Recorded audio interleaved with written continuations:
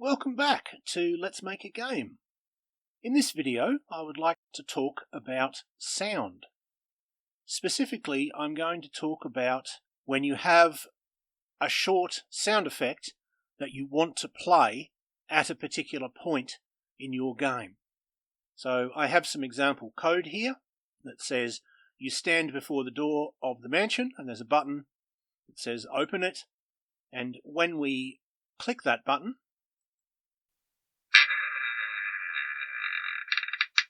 we get the sound effect of a door opening. So let's have a look at the code that allows that to happen. As you can see, we have three passages. Start, which gives us the message and the button to click. Open, which gives us the message that the door has opened and has the command that plays the sound effect. And a third passage called story init. That is capital S-T-O-R-Y, capital I-N-I-T.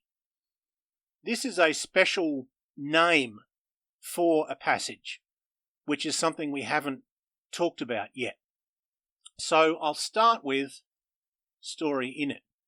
Twine has particular names for passages, of which this is one, such that if you give a passage that name, it treats it as having a special function.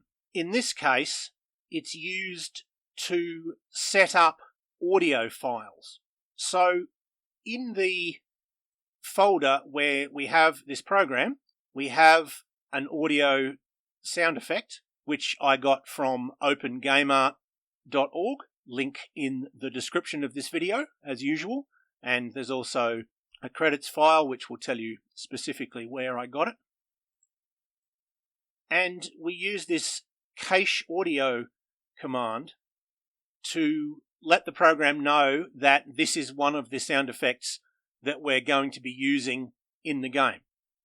So we have less than, because it's two less thans and two greater thans at the end. That tells us that it's a command that is part of Twine's own language.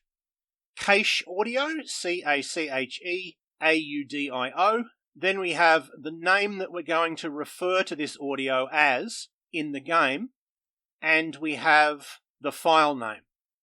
Now in this case, the file is in the same directory as the program, but we might have, for example, a separate folder called sounds and it was in there. If that was the case, we would need to have sounds/door.wav, for example. And in this case, we're using basically the same name. We're calling it door in the program, and the name of the file is door.wav, but they don't have to be the same. They could be quite different. But all this does is it says to the program, okay, before we start, we're going to need to use an audio file. Here's where you find the file and what its name is. And when I refer to door in an audio command, I'm talking about that file. We have just some text and a couple of line breaks. We have a button that takes us to the passage open.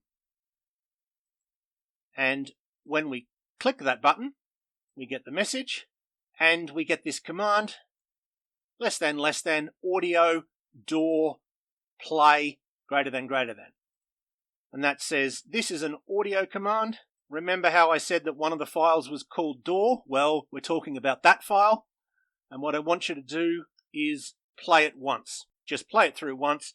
Don't loop it. Don't play it at a special volume or anything. And we also have a little note here, which says that instead of putting this command here, once we get to the open passage, we could have also put it here, in between the button and /button, because anything that's in here is executed when the button is clicked.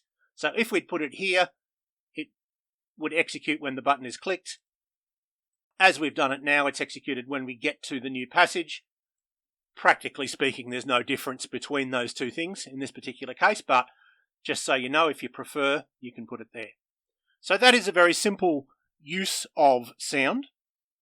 In the next video, I will demonstrate a more complex use of sound, setting up a sound effect so that it keeps playing rather than playing once. But I will leave it there for now.